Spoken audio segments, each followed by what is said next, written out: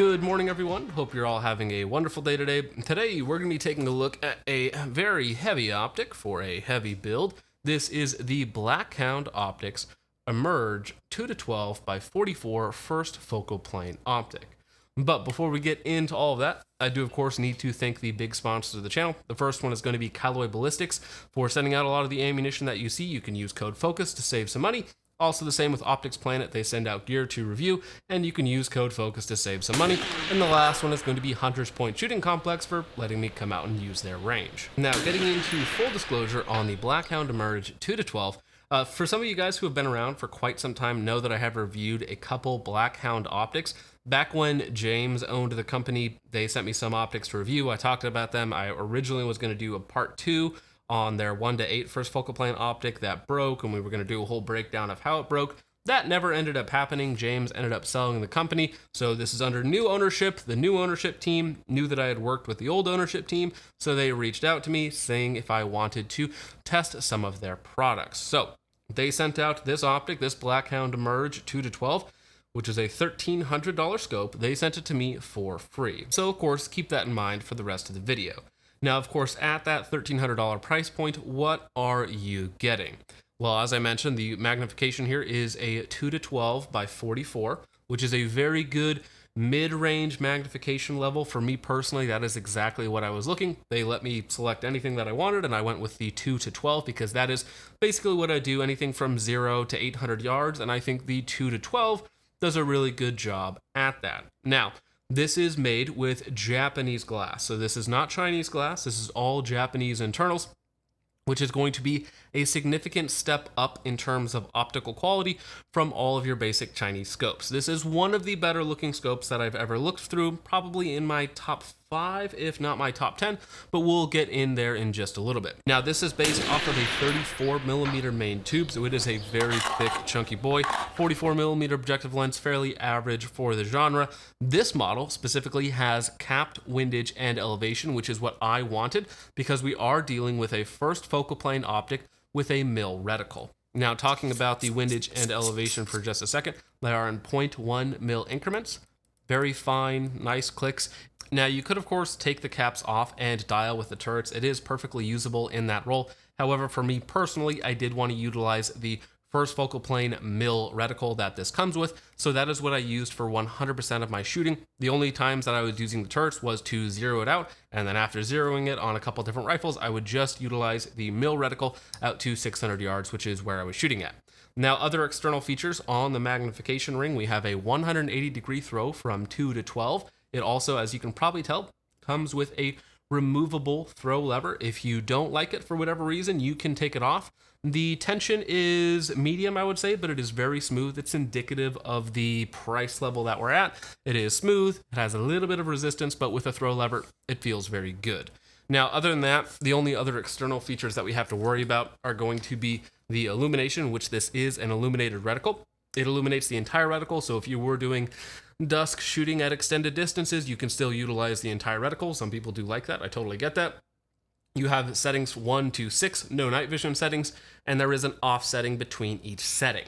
Now, the illumination, talking about that briefly, it is not visible in the daylight. It is truly a dusk or a low light illumination. So on some other optics, we might have a little bit brighter of an illumination, still probably not daylight bright. This is definitely for dusk or low light situations. That is where that illuminated reticle is going to come into play. Now, of course, right next to the illumination, we have our parallax, which goes all the way down to 10 yards and then out to infinity. Again, a good amount of resistance, but a very, very smooth throw from 10 to infinity, and it did work very well in this optic. Now, you probably have seen it in a little bit longer of a configuration. Most of the shooting that I did with it was with the included sunshade, which is also a kill flash, so it has plastic vents in there to kill the flash, and it does what it's supposed to do. For the last filming session that I did remove the kill flash. It doesn't really cause any problems, but it does kind of accentuate a couple issues that the optic has, so we might as well get into those now. Now, as you might be able to tell, it is not a particularly slim or trim optic. It comes in at a whopping 29.5 ounces, and I believe that is without the kill flash. So if you add a couple ounces of aluminum and plastic, you're looking at about 31, 32 ounces.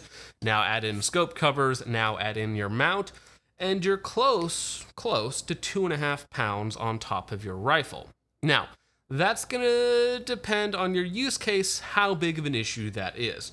Just know that as far as size and weight goes, this is a chunky, heavy optic for a 2 to 12. There are definitely smaller, lighter, more weight efficient 2 to 12s on the market, but that is not what you're getting with this optic. Now, the mount that we're using here, this is a rebranded Warren mount. This is a Primary Arms GLX 34mm mount, which is just a rebranded Warren mount.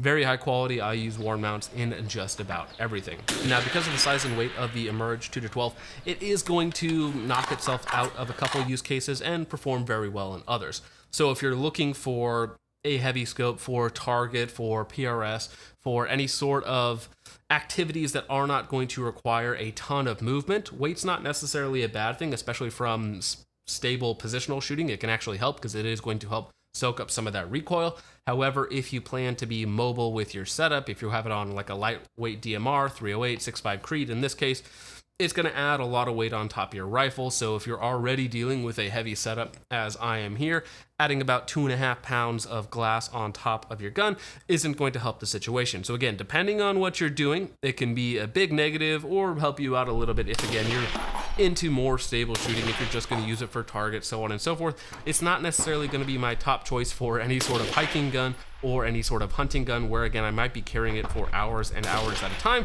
2.5 pounds on top of your gun, at least heading towards 2.5 pounds on top of your gun, not necessarily the most fun thing in the world. Now, how I utilized it here on this 18-inch 6.5 Creed out to 600 yards with some positional shooting and some very stable shooting, it performed very well because it does have some very nice quality of life features in terms of the eye relief, field of view, glass quality, and the reticle as well, which we'll go ahead and get into.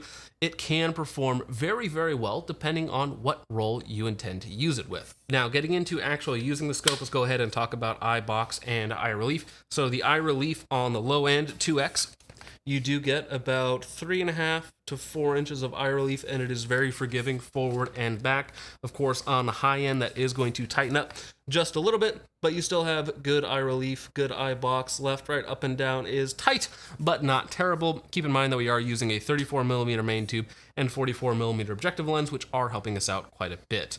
Now, moving on to the field of view, at 100 yards on 2x is 55 feet, which is, again, comparable to about 110 feet on 1x on an LPVO, which in my scale is very good. So the field of view at 2x is very good. Now, of course, when we dial that up, your field of view still maintains a very good level, meaning that whatever magnification level you happen to be at, you're always getting a good amount of information through the glass.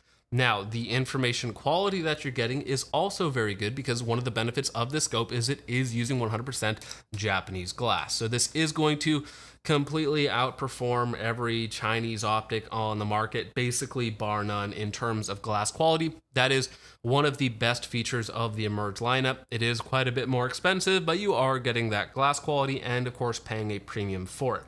The crispness, the clarity of the image is all very good. Again, it is one of the better scopes that I have looked through just in terms of raw glass quality. Does not hold me back in any way, shape, or form. The one thing about the kill flash on there is it does cut down some of the light transmission, which is another reason that I took it off. Again, one of the better looking scopes that I've used. All of that combos together very well. You have a above average eye box and eye relief, meaning that it's very easy to use. You have a very good field of view, meaning that you get a lot of information. The quality of that information with the Japanese glass is very good. So all of those things come together to make a very usable, very pleasant viewing experience. Now, we can go ahead and talk about the reticle. The reticle is a mill Christmas tree, not exactly a grid, but it does have a descending Christmas tree with appropriate windage as you go farther down the system. To the point where you're at 10 mils of drop, you have about 3 mils of windage as well. Now, for a 18-inch 6.5 Creedmoor, again, depending on ammunition, 10 mils will get you out to about 800 yards, if not a little bit further. Now, that is going to be more than enough for my specific application, because again, I think 12x magnification really shines inside of 800 yards. And then if you're going beyond 800 yards, you'd probably prefer to have a little bit more. And again, you can always stretch a 12x further than 800 yards. I'm just talking about its ideal use case. Now, the windage on it, having 3 mils of windage, is appropriate for larger calibers. The only time you're going to run out of windage in the reticle is if you're using like a short barreled 5.56 at like 600 or 700 yards, and you're using it, you know, in a higher wind scenario or something like that. You might run out of windage and need to dial a little bit, but that's going to be a bit of an outlier scenario, and most people aren't probably trying to put a 2-pound optic on top of a shorty 5.56. Who would do such a thing? Now, the reticle is undoubtedly very effective. Again, there was no issues whatsoever on multiple calibers getting it out to 600 yards, and even with me shooting it 700 and 800 yards would not be an issue either. I just didn't have access to longer range than 600 yards, so I can't say that it didn't perform very well. However, the flip side of that is going to be that the reticle is very simple, and some might even call it bare bones. Now, I personally do prefer a little bit more information in my reticles. You know, when you use ACSS R-Grid 2B reticles, that one there has like a 1/2x1/2 mil grid out to like 15 mils, plus auto ranging features and a bunch of other stuff built into the ACS reticles. In general, I do prefer a little bit more busy, a little bit more information in my reticles, especially when I'm just doing very stable shooting and I can take my time with shots.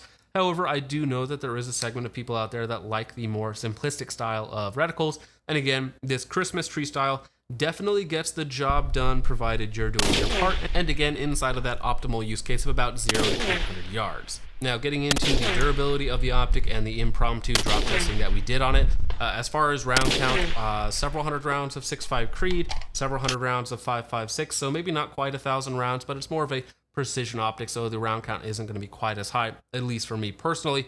Now, the drop testing that we did on the optic was a table height drop onto concrete accidentally. So for precision rifle scopes going forward, I'm going to be doing a little bit less harsh of a drop. If it doesn't pass the first drop in terms of shift in 0, there's no point in it dying on an AR500 steel plate, because again, if it's not going to pass the first drop, it's also not going to pass the second drop on an AR500 steel plate. So when it fell off of a table accidentally after zeroing it, unfortunately I don't have footage of it, but it did shift about 3 MOA from about 4 feet onto concrete. So at that point, it's going to have some sort of shift in 0 if it meets an even harsher drop from higher up onto an AR500 steel plate. So there was some shift in 0 when it fell off of the table onto concrete. Now, the optic is, of course, perfectly fine, fully functional. The only thing I had to do was re-zero it a little bit because, again, it had about 3 MOA point of impact shift at 100 yards. Now, the two main drawbacks of the optic is going to be, number one, the weight. It is, again, near 30 ounces, just the scope itself, not including the mounts or the kill flash or anything else like that that you might be adding to it.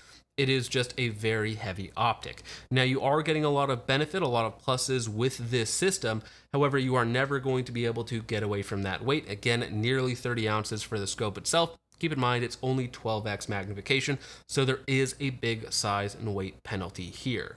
Now, the next is going to be a little bit more subjective, and that's going to be price. For me personally, anything above $1,000 is pretty high end in terms of glass. Now, if you're somebody who's buying Schmidt & Benders, then this is a cheap budget scope that you put on a throwaway rifle or something like that. But probably to most people watching this video, $1,300 on a scope is fairly expensive, especially for something like this that is going to be a bit more niche. Now, for me, I think the scope matches this rifle very well. For an 18-inch 6.5 Creed, again, you could stretch it further, but for me personally, about 800, maybe 900 yards is really about as far as I want to take this build, and that matches up very well with the Blackhound 2-12. Again, keep in mind that this is a heavy build that is more of a target stationary, maybe a little bit of positional shooting as well, but definitely not a high mobility setup. So I am fine with the size and weight on a package like this. If it was a different gun, a 5.56 or something like that, maybe that size and weight penalty would be a little bit too high.